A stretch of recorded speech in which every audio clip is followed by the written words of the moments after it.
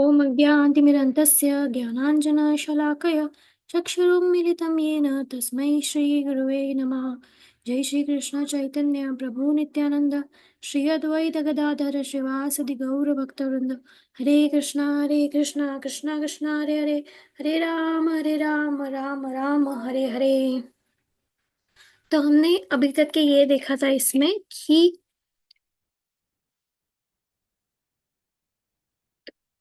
हमें भगवान ने हमें सब कुछ दिया है, जैसे भूमि, गृह, घर, अन्न, वस्त्र, फल, दूध।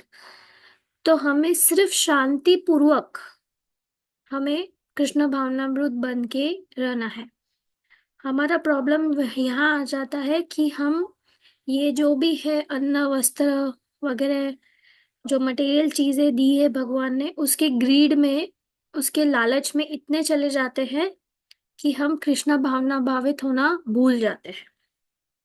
तो यही आगे और दिया है।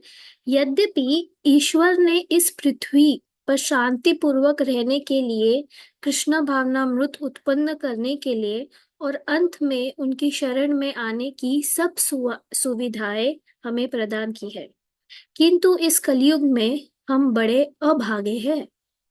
हम अल्पायु है और अनेक लोग भोजन, आवास, विवाहित जीवन और प्रकृति के प्रहारों से सुरक्षा के उपायों के वंचित है। मतलब हमारी अल्प आयु है, मतलब हम कम जीते हैं। हमारे जो कलयुग का ये सबसे बड़ा प्रॉब्लम है। दो सबसे बड़े प्रॉब्लम है। एक, हम भुलक्कड़ है, हम चीजें हमें याद नहीं रहती। कलयुग का ये असर है।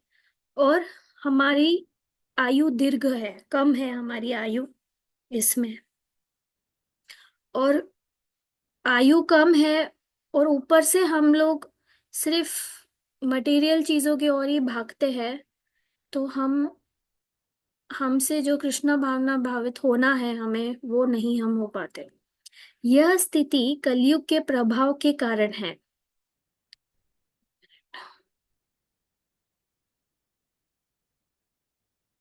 यह स्थिति कलयुग के प्रभाव के कारण है। इसलिए इस युग की भयावह स्थिति को देखकर चैतन्य महाप्रभु ने आध्यात्मिक जीवन पद्धति के अनुशीलन की अनिवार्य आवश्यकता पर बल दिया। हम यह कैसे करना चाहिए? यह हमें कैसे करना चाहिए? तो क्योंकि हमारी आयु दीर्घ है और क्योंकि हम लोगों का मन नहीं लगता भगवान में, तो इसीलिए चैतन्य महाप्रभु ने एक इजी सरल न- हमें दिया है। क्या है वो? चैतन्य महाप्रभु ने इसका उपाय बताया है। हरेर नाम, हरेर नाम केवलम, कलो नास्तेयो नास्तेयो नास्तेयो गतिर्न्यथा। अर्थात केवल हरि का नाम ही रक्षक है। कलयुग में और कोई गति नहीं है, नहीं है, नहीं है। इस बात की चिंता मत कीजिए कि आप कर्मशाला मतलब फैक्ट्री में, नरक में, झोपड़ी में या किसी गगनचुंबी भवन में हैं। केवल हरे कृष्णा कृष्णा कृष्णा हरे हरे, हरे राम राम राम हरे हरे, इस महामंत्र का संकीर्तन करते रहिए। इसमें न कोई व्यय है, न बाधा है, न जाति बंधन है, न धर्म बंधन है, न वर्ण भेद है। कोई इसे कोई भी कर सकता है, केवल कीर्तन कीजिए और सुनिए। तो यहाँ पे चैतन्य महाप्रभु ने क्या किया है, या कान्हा ने क्या किया है? अपनी पूरी शक्ति नाम में दे दी, हरि नाम में। और हरि का नाम और हरि अभिन्न है, मतलब वो डिफरेंट नहीं है, अलग अलग नहीं है। इसीलिए, और हम चैंटिंग, हम माला कहीं पे भी कर सकते हैं।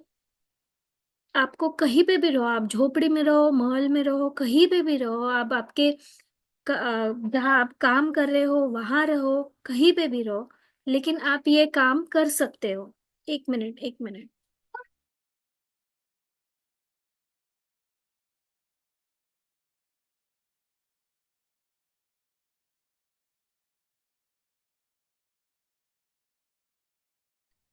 तो हम ये कहीं पे भी रहेंगे, हम ये कर सकते हैं। और ये इसे कोई भी कर सकता है। ये किसी के लिए, किसी का कोई धर्म का बंधन नहीं है कि आप कौन से क्लास के हो, वैश्य हो, क्षत्रिय हो, शूद्र हो, ब्राह्मण हो।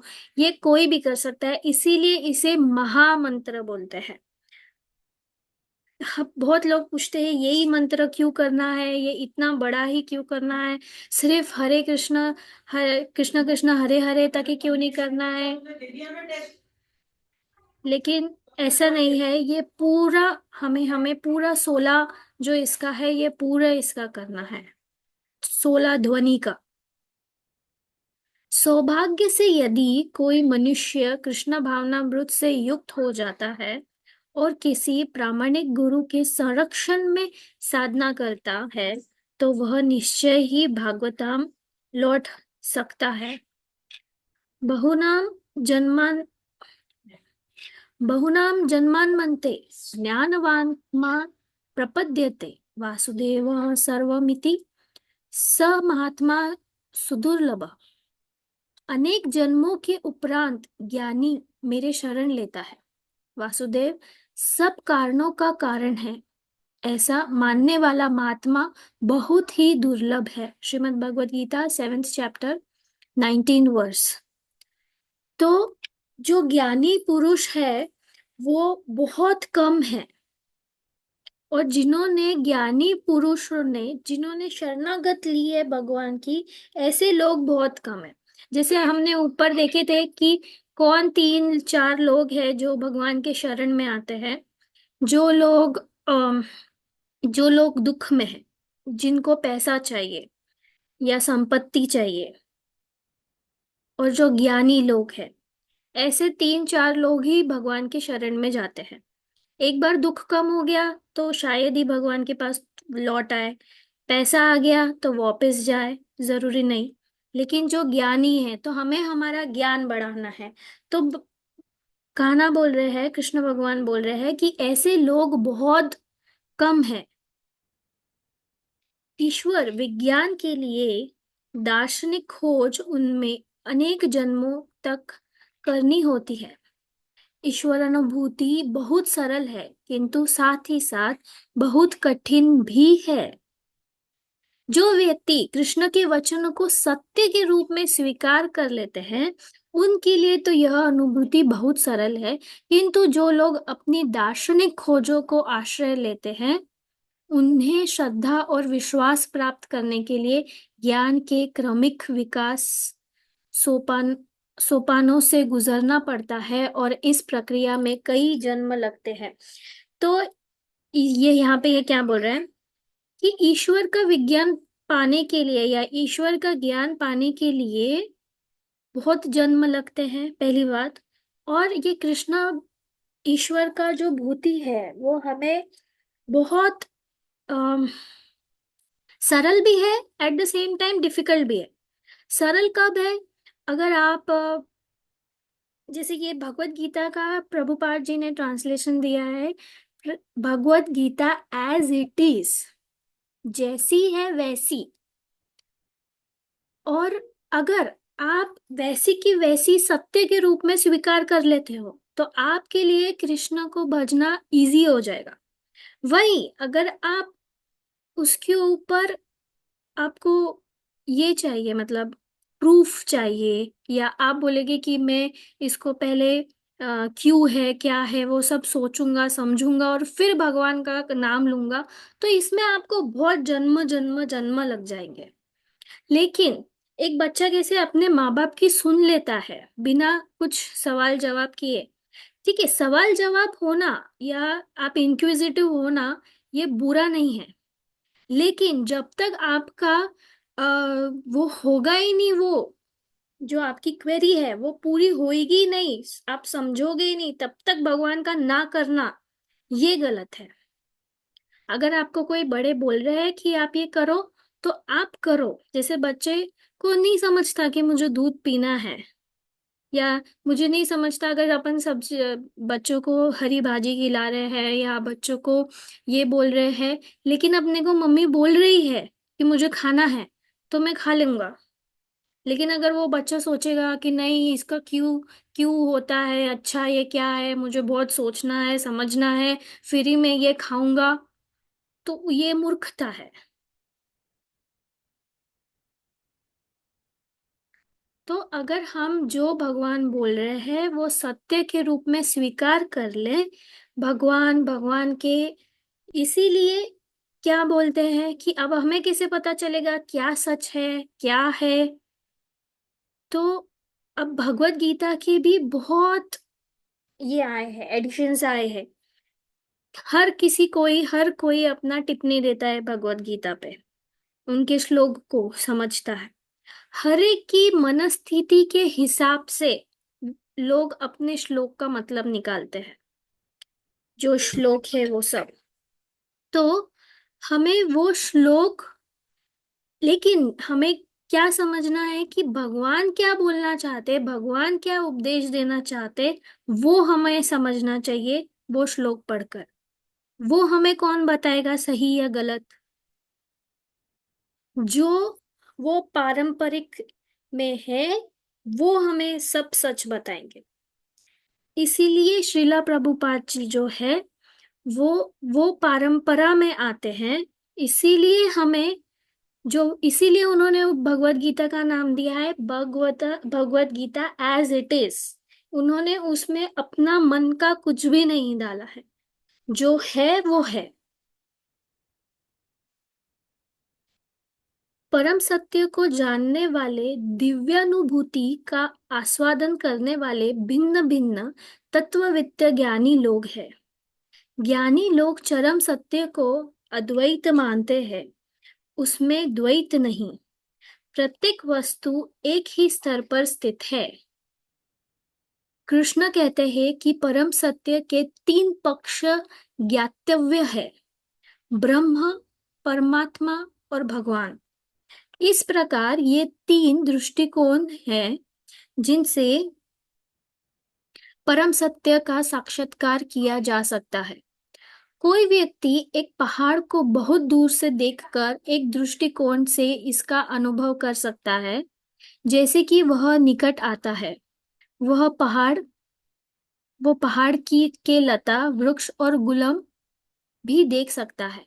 और यदि वह पहाड़ पर चढ़ने लगा तो उसे वह वृक्षों, पौधों और पशुओं में बहुत विविधता का पता चलेगा। लक्ष्य एक ही है, किंतु दृष्टिकोणों की भिन्नता के कारण ऋषियों द्वारा परम सत्य की भिन्न भिन्न परिकल्पनाएं की गई है। एक दूसरा उदाहरण लीजिए। धूप है, सूर्य बिंब है और सूर्य देवता है। जो व्यक्ति धूप में है वह यह दावा नहीं कर सकता कि वह स्वयं सूर्य पर है, और जो जो व्यक्ति सूर्य में स्थित है वह देखने के दृष्टिकोण से अच्छी स्थिति में है। धूप की तुलना हम सर्वव्यापिनी ब्रह्म ज्योति से कर सकते हैं। सीमित सूर्य बिंब की तुलना ब्रह्म के सीमित पक्ष परमात्मा से की जा सकती है, और सूर्य देवता की जो सूर्य बिंब में निवास करते हैं तुलना भगवान से की जा सकती है। तो यहाँ पे क्या बोल रहे हैं, भगवान के तीन पक्ष ज्ञात है। एक है ब्रह्म, परमात्मा और भगवान। तो इन्होंने जैसे अलग अलग एग्जाम्पल दिए हैं कि हम ब्रह्म कब देखते, परमात्मा कब देखते, और वही चीज को भगवान कब देखते। जैसे जैसे हम भगवान के करीब करीब करीब करीब जाते हमारे दृष्टिकोण चेंज होते। जैसे पहाड़ दूर से देख रहे तो सिर्फ पहाड़ दिख रहा, फिर पास में गए तो उसमें पौधे, पेड़ पौधे, वृक्ष लता ये सब दिख रहे, और पास में गए तो उसमें एनिमल्स भी दिखेंगे, पशु पक्षियां भी दिखेगी। मतलब ज्यादा आपको और इंफॉर्मेशन मिलेंगी जब आप डीप डीप डीप में पढ़ते जाओगे, भगवान को समझने लगोगे।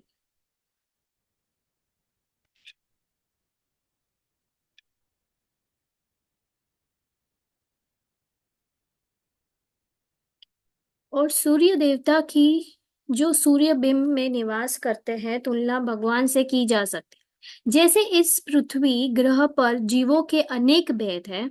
हम वैदिक हम वैदिक साहित्य से समझ सकते हैं कि वैसे ही सूर्य में भी जीवों की विभिन्न कोटियां हैं, किंतु उनके शरीर आगमन अग्निमय है, ठीक वैसे ही जैसे हमारे शरीर पार्थिव है।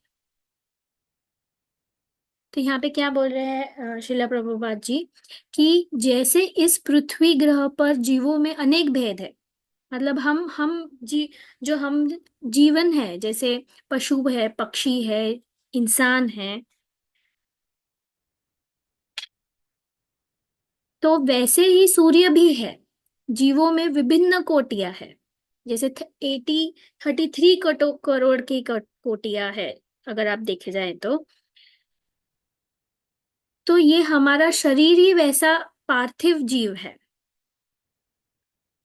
भौतिक प्रकृतिया के 5 स्थूल तत्व है, पृथ्वी, जल, वायु, अग्नि और आकाश। भिन्न भिन्न ग्रहों में इन 5 तत्वों में से किसी एक की प्रधानता के कारण भिन्न भिन्न वातावरण है और उनमें भिन्न भिन्न शरीर है, जो इस बात पर निर्भर है कि किसी ग्रह में कौन से तत्व की प्रधानता है। हमें यह नहीं सोचना चाहिए कि सभी ग्रहों में एक ही प्रकार का जीवन है, तथापि इस अर्थ में इसमें समानता है कि ये 5 तत्व किसी न किसी रूप में वहां विद्यमान है। मतलब अभी सिर्फ हमारा एक अर्थ है ऐसा नहीं है, बहुत बहुत अर्थ है, बहुत गैलेक्सीज है, बहुत यूनिवर्सेस है। ठीक है, तो अभी यहाँ पे 5 तत्व जैसे पृथ्वी, जल, वायु, अग्नि, आकाश है, वैसे दूसरे इसमें भी है, लेकिन यहाँ पे जल जल है, वहां पे हो सकता है जल अग्नि हो। मतलब हर एक का आप जो प्रॉपर्टी बोल रहे हो, जल की प्रॉपर्टी, वायु की प्रॉपर्टी अलग इसमें अलग हो जाती है, बट मेन यही रहेंगे कि यही 5 रहेंगे। इस प्रकार किसी ग्रह में पृथ्वी तत्व की प्रधानता है, किसी में अग्नि तत्व की, किसी में जल तत्व की, किसी में वायु तत्व की और किसी में आकाश तत्व की प्रधानता है। जैसे पृथ्वी पे 70% वाटर है, तो हमारे यहाँ पे वाटर की प्रधानता है, राइट। तो अलग अलग जगह अलग अलग प्रधानता है। इसीलिए हमें यह नहीं सोचना चाहिए कि चूंकि कोई ग्रह मुख्यतया पृथ्वी तत्व से निर्मित नहीं है और चूंकि उस ग्रह का वातावरण हमें ग्रह जैसा नहीं है, तो वहाँ जीवन ही नहीं है। वैदिक साहित्य हमें बताता है कि ब्रह्मांड में भिन्न भिन्न शरीर वाले जीवों से भरे हुए असंख्य ग्रह है। जैसे हम लोग एलियंस बोलते हैं, अब ये एलियंस है, अब ऐसा समझो, ये एलियंस, तो हम लोग उनको एलियंस बोलते क्योंकि हम उनको ह्यूमन बींग्स नहीं बोल सकते।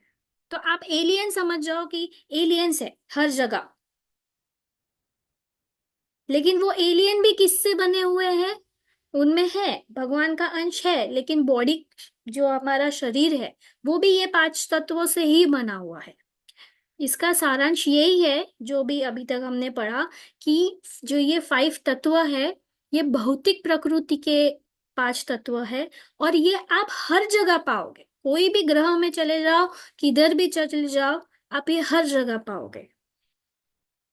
जिस प्रकार कुछ भौतिक समन्वय करके हम भिन्न भिन्न भौतिक ग्रहों में प्रवेश करने की क्षमता प्राप्त कर सकते हैं, उस प्रकार हम इस क्षमता के द्वारा भगवत धाम में प्रवेश कर सकते हैं, जहाँ परम प्रभु निवास करते हैं। तो जैसे अभी हम लोग मार्स पे जा रहे, मून पे जा रहे, हम लोग जा रहे, हम लोग प्रयास कर रहे हैं वहां जाने का, उसी तरह वो, तो भगवान बोल रहे हैं यहाँ, या श्रील प्रभुपाद बोल रहे हैं, तो वहां जाने के बजाय हमने भागवत धाम जाने का प्रयास करना चाहिए। यान्ति देवव्रता देवान्, पितॄन् यान्ति पितृव्रताः, भूतानि यान्ति भूतिज्या, यान्ति मद्याजिनो अपि माम। जो लोग देवताओं को पूछते हैं वे देवलोक में जाते हैं, अर्थात देवताओं में जन्म लेते हैं। जो लोग पितरों को पूछते हैं वो पितरों के प्राप्त होते हैं।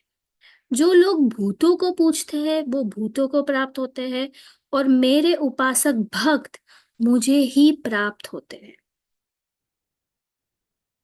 तो हम इंग्लिश में देवताओं को डेमी गॉड्स बोलते हैं। तो हम अगर डेमी गॉड्स को पूजेंगे तो हम उनके लोक में जाएंगे।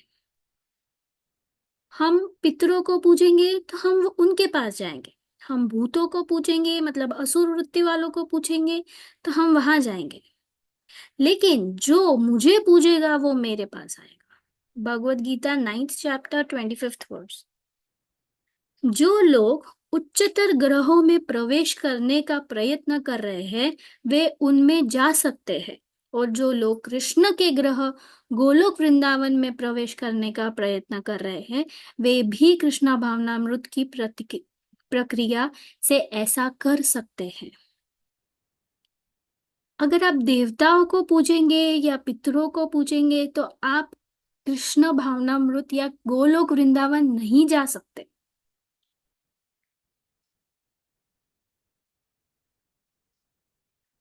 भारत जाने से पूर्व हमें उसका वर्णन प्राप्त कर लेना चाहिए कि वह देश कैसा है, क्योंकि किसी स्थान के विषय में सुनना भी उसका प्रथम अनुभव है।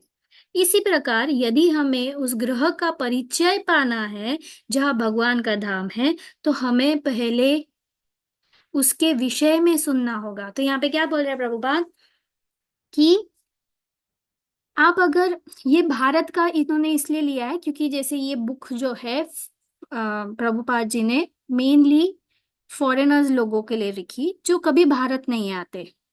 तो अगर आप, वो बोल रहे हैं अगर आपको भारत जाना है तो आप पहले भारत के देश के बारे में जानिए, वो क्या है, कैसा है, आपको कहाँ जाना चाहिए, वगैरह वगैरह। जैसे अगर हम लोग आज कोई टूर पे जा रहे हैं तो उसकी पूरी इटिनरी तैयार करते हैं कि हमें कहाँ घूमने जाना है, हमें कहाँ खाना खाना है, हमें कौन से होटल में रुकना है, उसी तरह। तो वैसे ही अगर हमको भागवत धाम जाना है, गोलोक वृंदावन जाना है, तो हमें वो धाम के बारे में पता करना चाहिए कि वो धाम क्या है। हम तत्काल कोई प्रयोग करके वहां नहीं पहुंच सकते, यह संभव नहीं है। किंतु हमें वैदिक साहित्य में उस दिव्य लोक के अनेक वर्णन मिलते हैं। उदाहरणार्थ ब्रह्म संहिता में वर्णन है। तो यहाँ पे थोड़ा सा जो भगवान का धाम है उसके बारे में बताया है। चिंतामणि प्रकर सज्जसु कल्पवृक्ष लक्षावृतेषु सुरभिरभिपालत्यन्तं लक्ष्मी सहस्र संभ्रम सेव्यमानं गोविंदमादिपुरुषं तमहं भजामि। मैं उन आदि पुरुष गोविंद भगवान को भजता हूँ जो लाखों कल्प वृक्ष से घिरे दिव्य चिंतामणि समूहों से बने भवनों में लाखों लक्ष्मियों या गोपियों से सादर सप्रेम सवित कामधेनु गौ को चराते हैं। तो यहाँ पे क्या बोल रहे हैं कि जो लाखों कल्प वृक्ष, मतलब लैक्स ऑफ वृक्ष, वो भी कौन से वृक्ष, कल्प वृक्ष, चिंतामणि से घिरे हुए हैं, और लाखों उनके पास लक्ष्मियां और गोपियां है सदा उन्हें प्रेम बरसाती हुई। कामधेनु गाय है जिनको वो चराते हैं। ये भागवत धाम का एक दृश्य बताया है। इसी प्रकार भगवत धाम के और भी विस्तृत वर्णन है। ब्रह्म संहिता में इनका विशेष रूप से स्पष्ट उल्लेख है। जो जिज्ञासु परम सत्य की अनुभूति करने का प्रयत्न कर रहे हैं उन्हें परम सत्य के विभिन्न पक्षों पर मन को केंद्रित करने के आधार पर वर्गीकृत किया गया है। जो निराकार ब्रह्म को केंद्र मानकर साधना करते हैं वो ब्रह्मवादी कहलाते हैं। साधारणतया जो लोग परम सत्य की अनुभूति का प्रयत्न करते हैं वे सर्वप्रथम ब्रह्म ज्योति का अनुभव करते हैं। जो लोग हृदय में स्थिर ईश्वर अर्थात परमात्मा को की अनुभूति करते हैं वे परमात्मावादी कहलाते हैं। परम प्रभु अपने अंश द्वारा प्रत्येक प्राणी के हृदय में स्थित है और ध्यान एवं धारणा द्वारा मनुष्य इस रूप का अनुभव कर सकता है। तो जैसे स्टार्टिंग के पैराग्राफ में उन्होंने बताया कि भगवान के तीन प्रति दिए, जैसे ब्रह्म, परमात्मा और भगवान। तो जो ब्रह्म को निराकार को केंद्र मानकर साधना कर रहे हैं वो ब्रह्मवादी। जो हृदय में स्थित ईश्वर, हम वो परमात्मवादी, मतलब जो हम अंदर, हमारे अंदर जो परमात्मा है उसको, उनको अनुभूति कर रहे वो परमात्मवादी।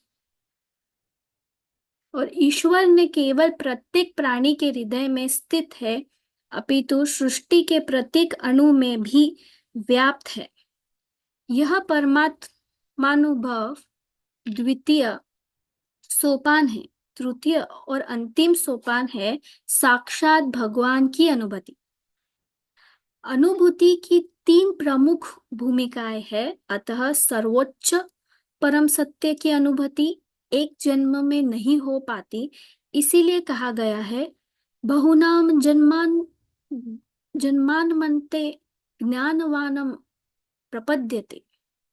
यदि कोई सौभाग्यशाली हो तो परम सत्य के दर्शन एक क्षण में हो सकते हैं, किंतु साधारणतया ईश्वर तत्व का रहस्य जानने में अनेक वर्ष और अनेक जन्म लग जाते हैं। तो ईश्वर, जैसे पहले बोला कि ईश्वर का या भगवान की प्राप्ति तभी सरल हो पाएगी जब आप उन पे विश्वास करेंगे और जैसा है वैसा एक्सेप्ट करेंगे। अगर आप हमेशा डाउट करते रहेंगे और उनके वचनों को पालन नहीं करेंगे तो आपके जन्म जन्म निकल जाएंगे और आप उनसे शरणागत नहीं हो पाएंगे। हम एक और श्लोक ले लेते हैं, उसके बाद फिर रुकेंगे। अहम सर्वस्य प्रभावो मतः सर्वं प्रवर्तते इति मात्वा भजन्ते माम बुद्ध भाव समन्विता। मैं ही समस्त आध्यात्मिक और भौतिक जगत की उत्पत्ति का कारण हूँ। मुझसे ही समस्त जगत उद्भूत होता है। इसे पूर्ण रूपेण समझकर बुद्धिमान भक्त जन सच्चे हृदय से मुझे ही भजते हैं। वेदांत सूत्र भी पुष्टि करता है कि परम सत्य वही है जिससे सबका जन्म होता है। यदि हम वस्तुतः मानने लगे कि कृष्ण ही सबके उगम है और हम उनकी आराधना करें तो हमारा समस्त कर्मों का खाता एक क्षण में ही बंद हो जाए। तो हमें सिर्फ स्वीकार करना है कि वही सबके उगम है और वही सब कुछ है, वही परम सत्य है। तो हम हमारे जो भी हम जो कर्म कर रहे हैं वो हमारे सब खत्म हो जाएंगे। भगवान ये बोलते हैं, आप मुझे शरणागत हो जाओ, मैं आपका सब कुछ, आपके सिन सब कुछ माफ हो जाएंगे। किंतु यदि कोई व्यक्ति ऐसा विश्वास न करके कहे मैं तो स्वयं ही देखना चाहता हूं कि ईश्वर क्या है, तो उसे क्रमशः सोपानों से गुजरना पड़ेगा। पहले निर्विशेष ब्रह्म ज्योति की अनुभूति, फिर परमात्मा की अनुभूति और सबसे अंत में भगवान की अनुभूति होगी। मतलब जो व्यक्ति सोचेगा कि मुझे सब कुछ देखना है कि कैसे ईश्वर करते हैं,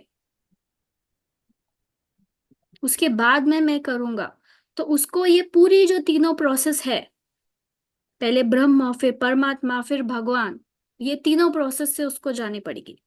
वो डायरेक्टली भगवान पे नहीं जा सकता।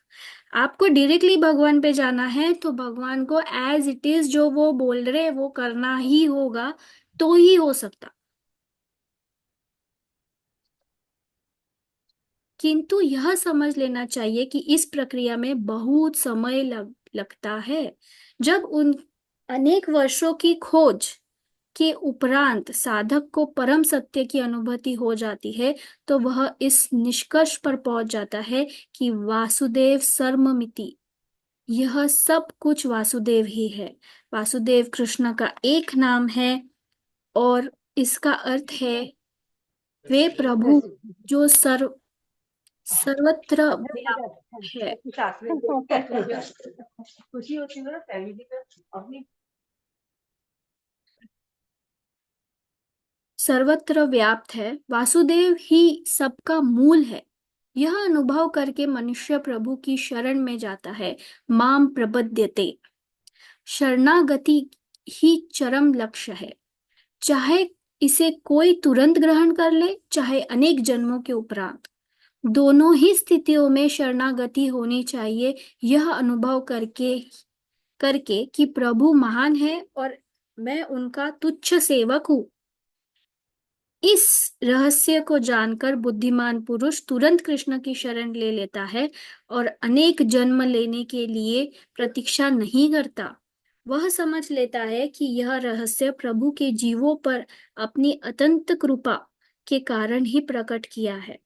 हम सभी भौतिक जगत के त्रिविध तापों को भोगते हुए बद्ध जीव है। अब प्रभु अपनी शरणागति की प्रक्रिया द्वारा हमें इन त्रिविध तापों से मुक्त होने का सुअवसर दे रहे हैं। तो अब हमें शरणागति करना है। तो कौन कौन रेडी है शरणागत होने के लिए भगवान को? अब इतना हम लोग समझ गए हैं, इतना डिटेल में हम समझे हैं कि क्यों हमें शरणागत होना है। तो कौन कौन रेडी है, अपना हाथ ऊपर करो बस। हमने बहुत पढ़ लिया। अभी हम लोग